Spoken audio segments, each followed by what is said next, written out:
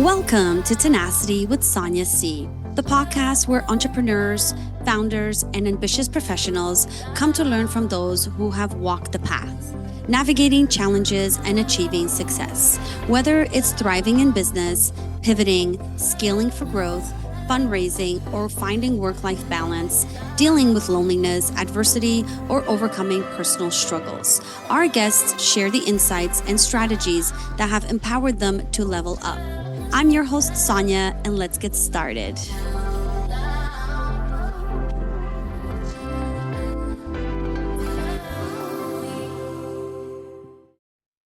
My guest today is Madelaine Weiss.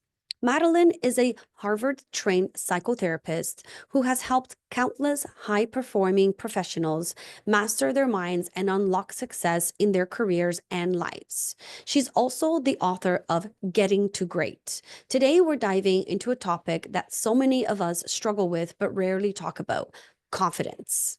Whether you're an entrepreneur, a leader, or just someone trying to navigate life with more certainty, confidence can make all the difference. And who better to help us master it than today's guests? Hi, Madelaine. Welcome to the show. How are you today? I'm doing fine. How are you? I'm good. I can't complain. Good. For those weeks, it's midweek, so I'm ready. I'm pumped. I'm ready to go. Hump day or something they call it, Yeah, right? yeah, it is. Yeah. Thanks for joining the episode today. I'm excited to get into the conversation with you.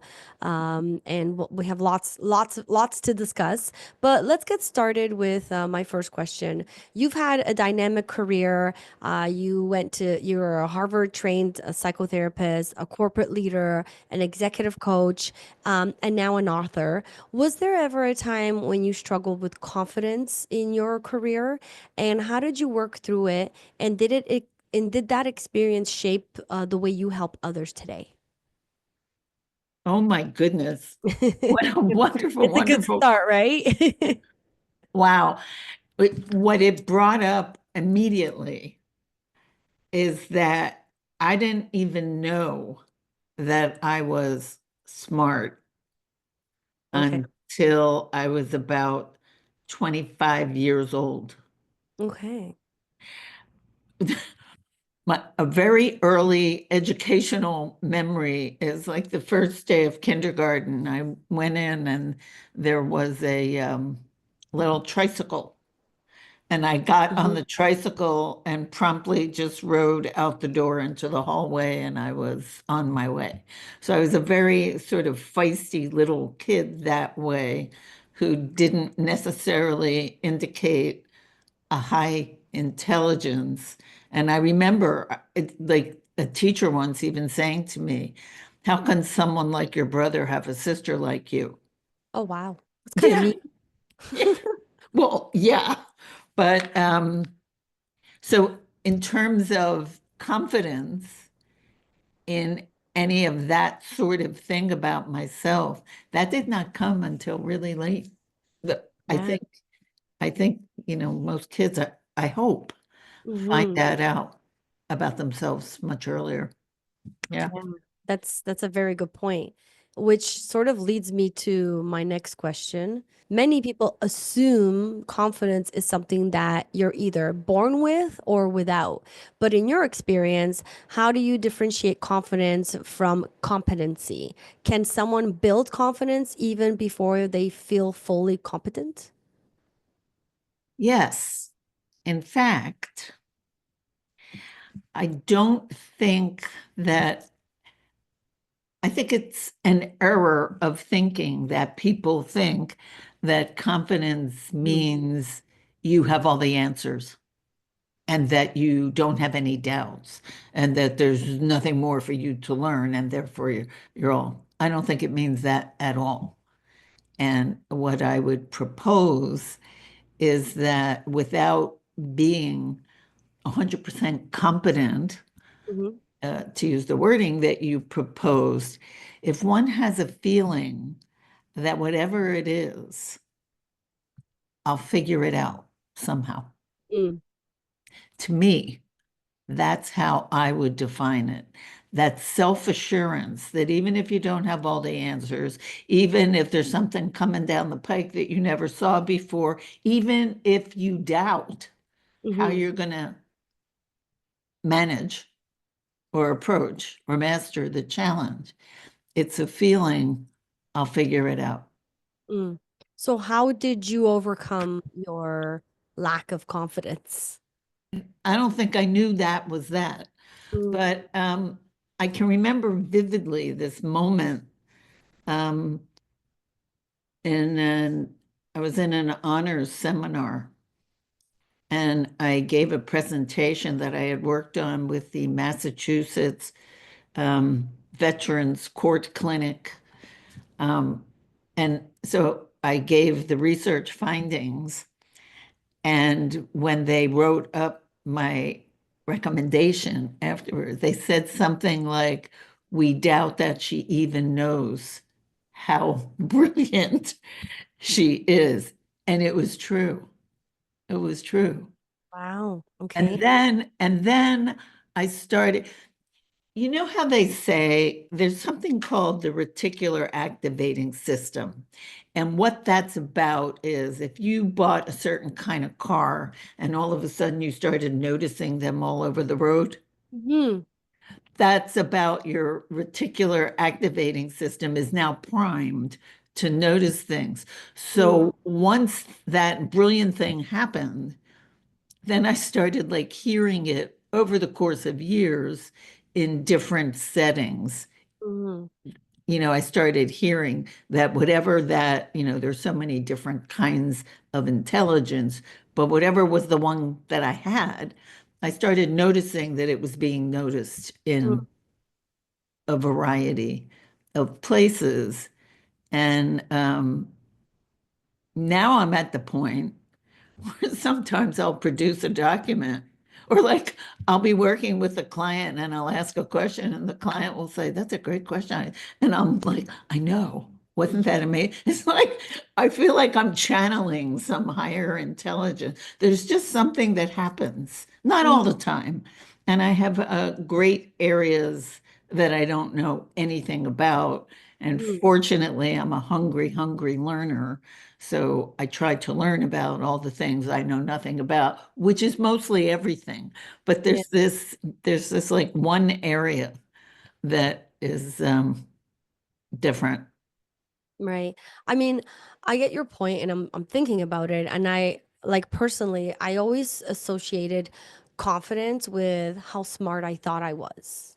And there's a lot of areas in my life in like career-wise and stuff where I didn't feel like I was smarter than anyone else. I actually felt like I was dumber. Everyone else was had Hmm. like higher education than me, and that didn't give me confidence. And it's such a good point that you make that sometimes I would be having conversations with people and I would do something and they'd be like, yeah, that's such a really good point. Wow, you did a really good job of that. And that's sort of when I started feeling like, okay, maybe I'm not as dumb as I thought I was. And I started building confidence from there. Do you find that that's like a common theme with people who lack in confidence? So in the work that I do with people, Hmm. and this I morphed over time. So I was a classically trained psychotherapist. So there wasn't like a future forward action orientation in the work. It was like contemplating your navel and going over your childhood and getting insights and hoping something good would come from that. But I dramatically changed the approach. And Hmm. that was when I became a board certified executive career life coach, which is a much more action oriented kind of thing. And the answer to your question in a roundabout way is that I think people gain confidence when they see what they can do. So this Hmm. business about giving people little kids trophies for just showing up, that really doesn't build Yeah. self-esteem. That really doesn't build confidence. That just means you like can't really trust what they're saying because they're only saying that because you're cute. It doesn't really have anything to do with how you Right. play soccer. So But when people, and at the end of every session, there's always some kind of action step that comes out of it that people are going to enact, Mhm. implement by the next time I see them, and they don't always do that. And the reason why they didn't do that is great grist for the mill, great learning too. But the point is, when people see themselves on a road, one foot in front of the other, making it happen, Mhm. not all at once, but even just like little steps, making it happen builds confidence. I had a session yesterday with someone. I do this thing at the beginning with people. I don't know if you've ever seen this. It's the wheel of life, and it has all these different areas of our lives, Mm. like friends and family, significant other, health, money, blah, blah, blah. And for some reason, I said to her, would you like to do one? I've been working with her for a while now. Would you like to do another one? And we did another one.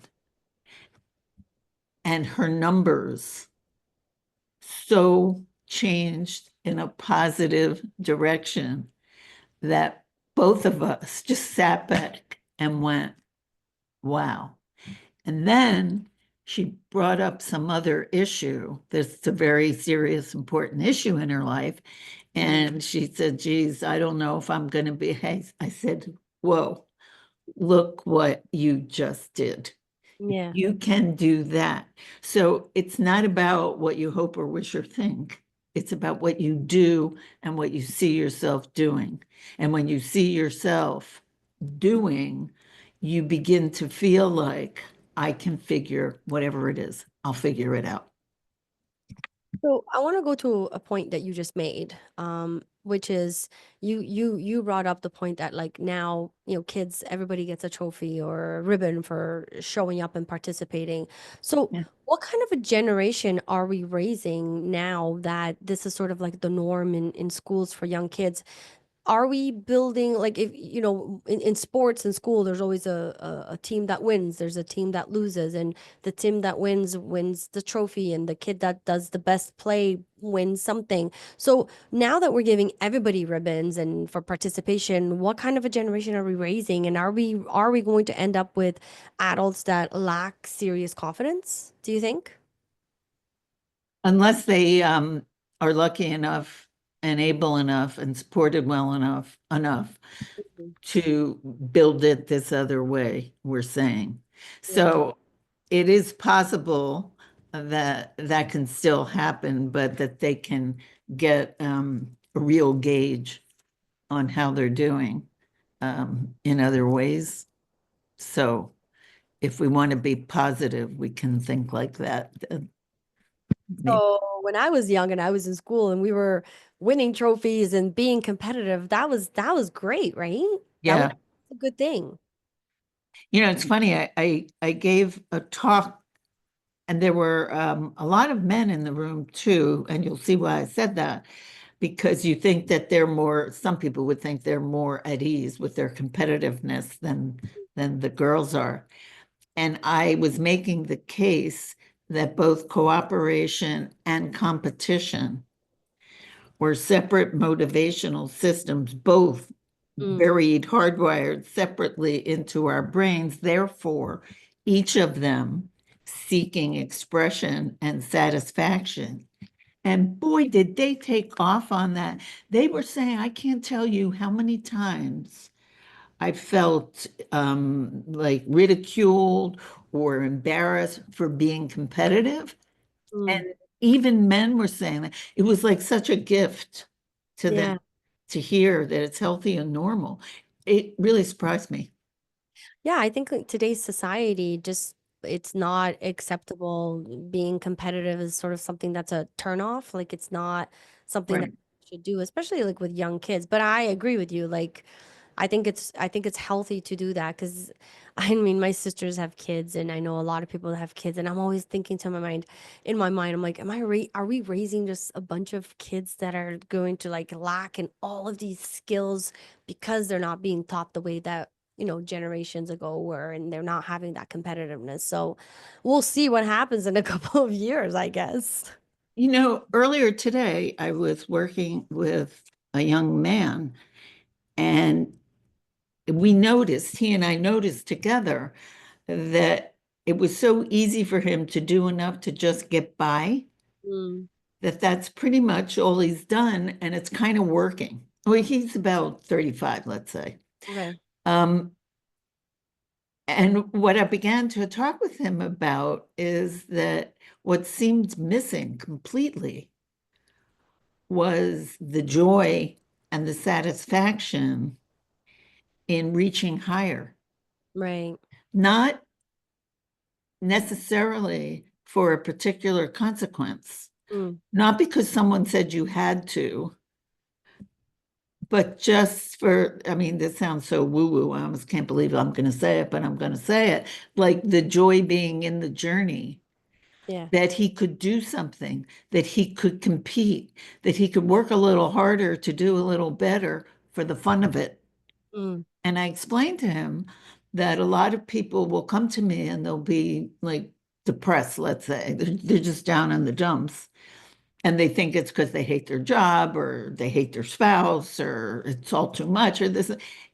And sometimes what we find out is that, I like to say it this way: the tree wants to grow, the bird wants to fly, and so do we. yeah. And when we're stagnating and we're not growing and we're not flying, um, we don't feel well, Mm, because that urge, that instinct is just so natural. And it's yeah.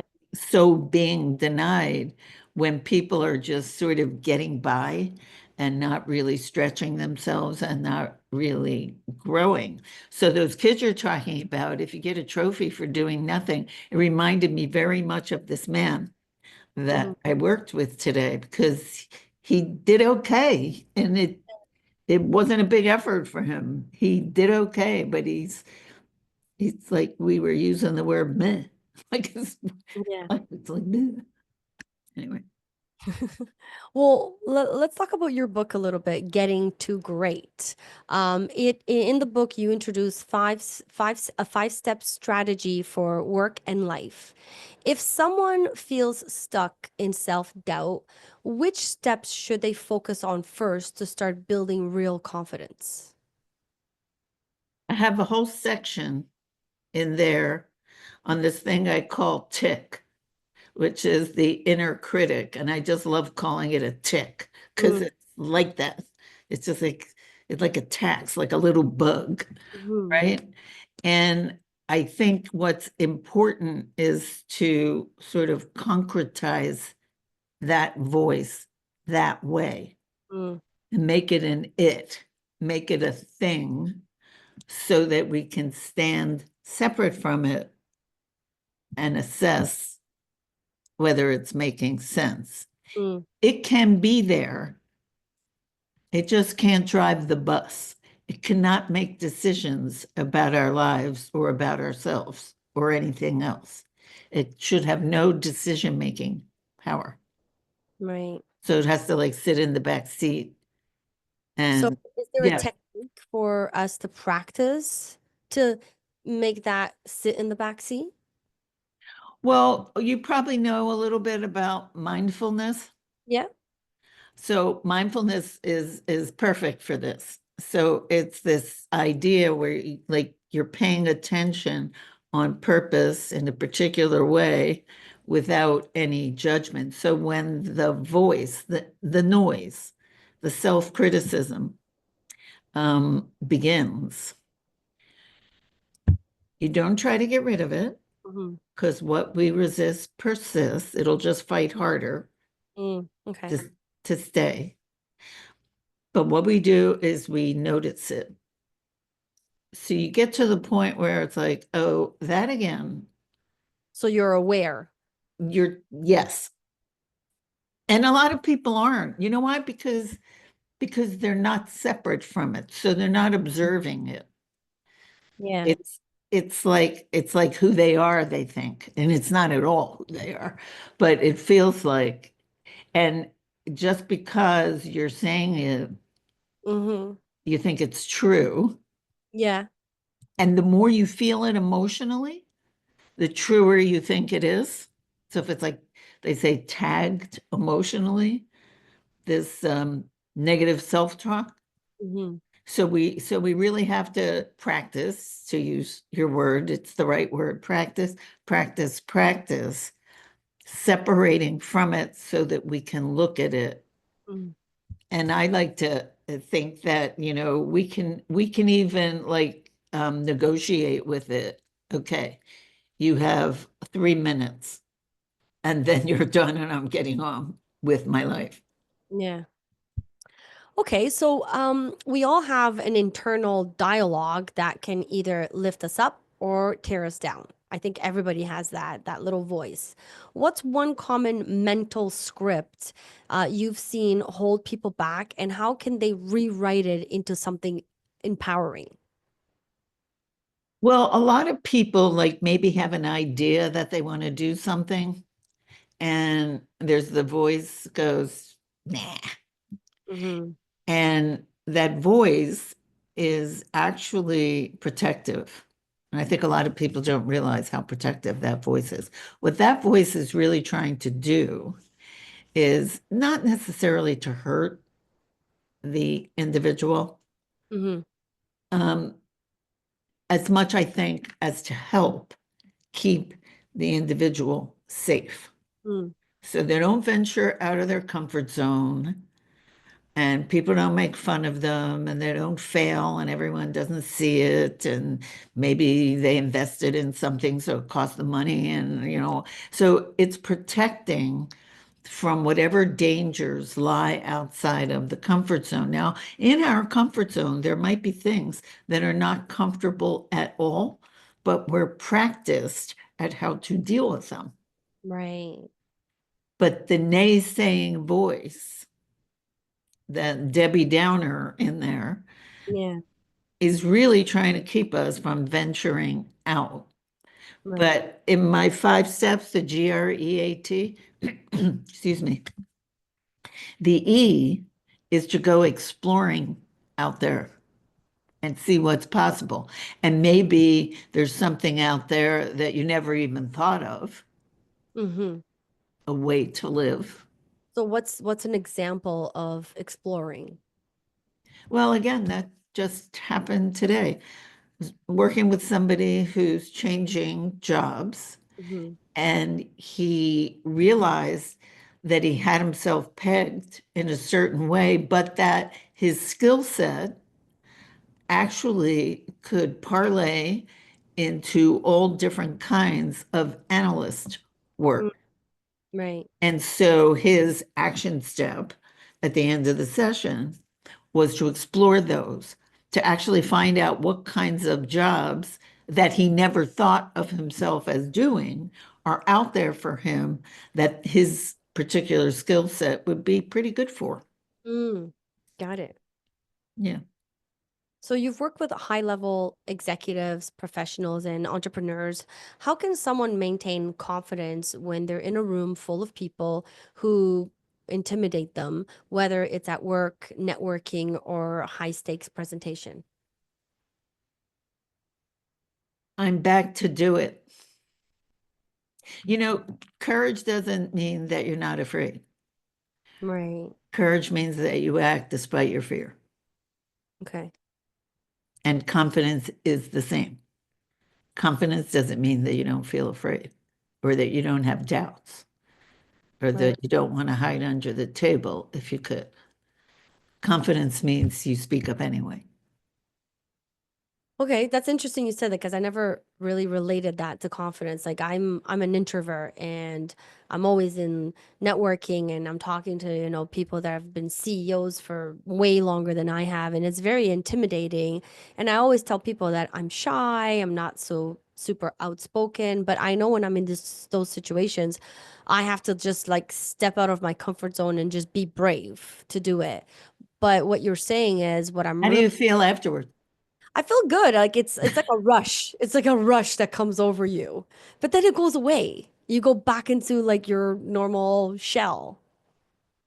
So you need to keep reminding yourself. By the way, a lot of people think that introverts are not good at working a room.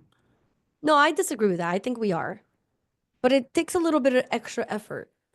Well, what they say about introverts, and I happen to be one also, is that, some people will go in and do what they need to do, whether it's on a stage or in the room or whatever. And actually, this is interesting about you because the extroverts come out pumped. Yeah. The the introverts need a nap. But I thought you just said that how long does, oh no, you said that you feel pumped and then it fades. I I guess I guess how quickly it fades would define Yeah.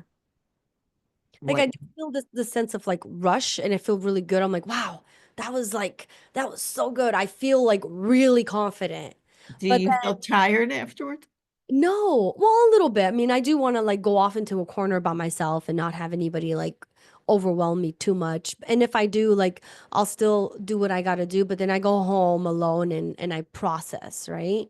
And I go back into my little shell. But it doesn't take away from the fact that when I'm in that moment, I do feel really good and I feel really confident and I'm like, wow, I can do this. But then the next time I have to go and do it again, I have to go through that whole process again of like being brave and knowing I can do it. It's like I always have to convince myself. I got a question. Yeah. Um, the word process, when you say you go home and process, what do you Yeah. mean by that?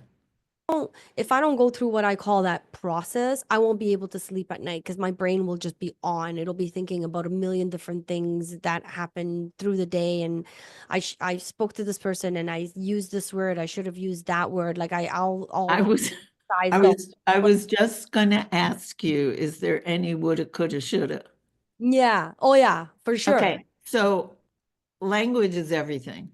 Hmm. So you said, I need to. What if I told you, no, you don't? You're I'm probably not saying that you shouldn't have your downtime, but we both know, because you just said, and I was guessing about that anyway, that there's some mental activity that's going on that you don't need to do. And I would strongly encourage you to practice not doing that. okay. So Well, when the thoughts come, how would I practice that? when the mindfulness, when the thoughts come, Okay. woulda, shoulda, coulda, I said it this way, maybe I should have said it. When that happens,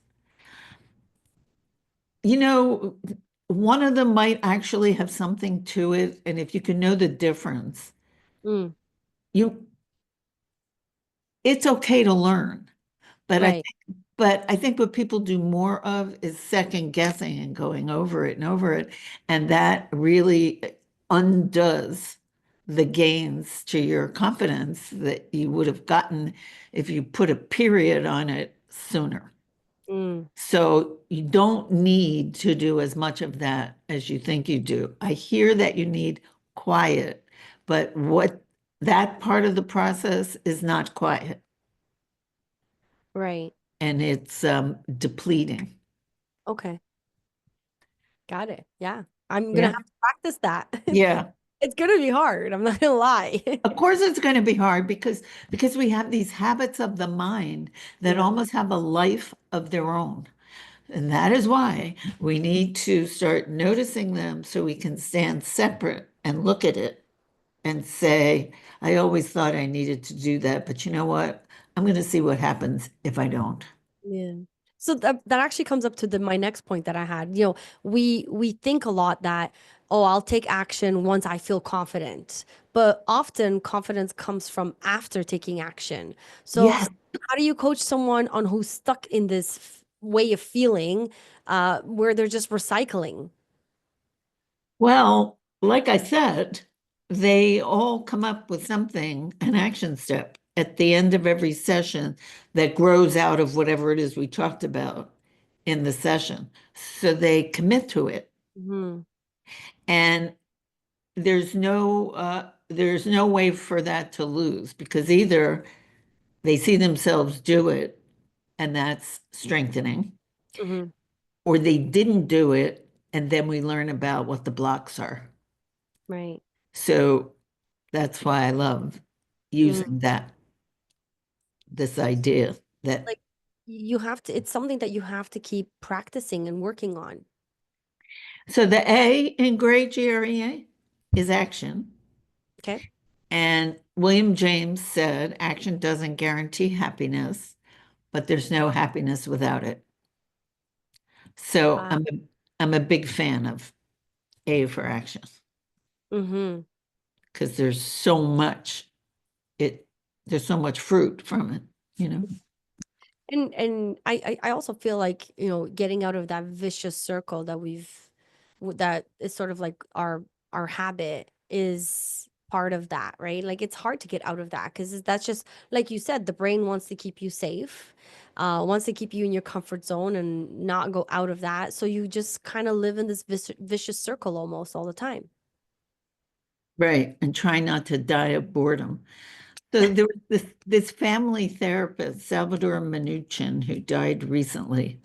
And families get stuck in their roles and their dynamics. And like you said, it's just the same thing over and over and over and over again. And he would make them change something. Like he'd make this one get out of the chair and have to sit over there instead of the chair that they always sat in every time they came in the office. Or he'd tell them to wear two different socks. Or just, he said, I don't care what it is, Mm, but something to, and the word was unfreeze them because right. people were frozen in their dynamics. And he said, you just have to change something. It doesn't even hardly matter what, Yeah. just to get people unstuck because they can't make things better from where they are. Yeah. It's almost like a practice, right? So you can, Well, you used that word earlier, and I can't underscore your word enough. Practice, practice, practice. Yeah. yeah, got it. Outside of the comfort zone, they say that like 74% of learning and motivation happens outside of Mm, the comfort zone. And the reason for that is when you're in your comfort zone, your brain is taking it easy because the brain uses a lot of energy and it doesn't want to waste any right. energy. It wants to be really efficient. So if the brain's getting signals that everything is chill here, it's practically like a sleep. But the minute you do something different, something novel, the brain loves novelty. Soon as something different has happened, the brain is like, whoa, like, what is that? And all of a sudden, it's moving you along saying, that was cool. Let's Yeah. do some more. It's So, kind of like, people who hate going to the gym. That's me. I'm one of those people. And then all of a sudden they start going to the gym and then they all of a sudden like become gym rats and they love it when they've spent their whole lives thinking about the idea that they hated going to the gym. Is and they that feel, what and then the new habit becomes going to the gym yeah, and they feel terrible, probably more terrible than they need to if they don't go don't go. because there's now this new comfort zone. Yeah. So that means our brain is constantly creating comfort zones for us. Yeah, well, that's actually a good thing. Okay. Habits, habits are good. Mm. Like car coming, get out of the way. Yeah. You don't want to have to think that through. You don't want to process that. You want an automatic response to that, Mm. a habitual, Right. ingrained response to that. But you don't want to live your whole life like that. No, no, of course not. Yeah. Well, Madeline, it was great chatting with you today. Before we wrap up, I just have one more question for you. Yes, dear. Your career has been all about helping people step into their best selves. If you could leave our audience with just one key takeaway about confidence, something they can start applying today, what would it be?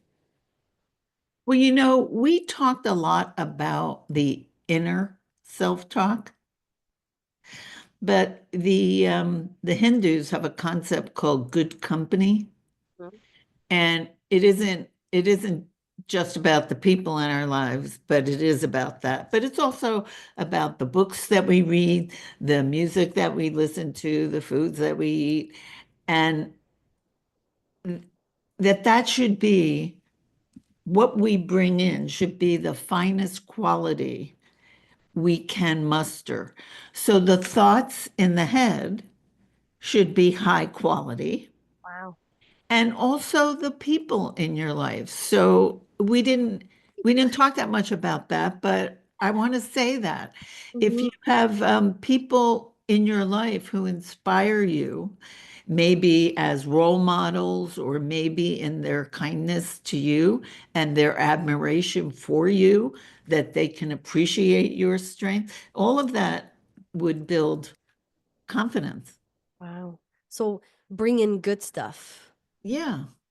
Including and especially the thoughts in your own head. Oh, I like that.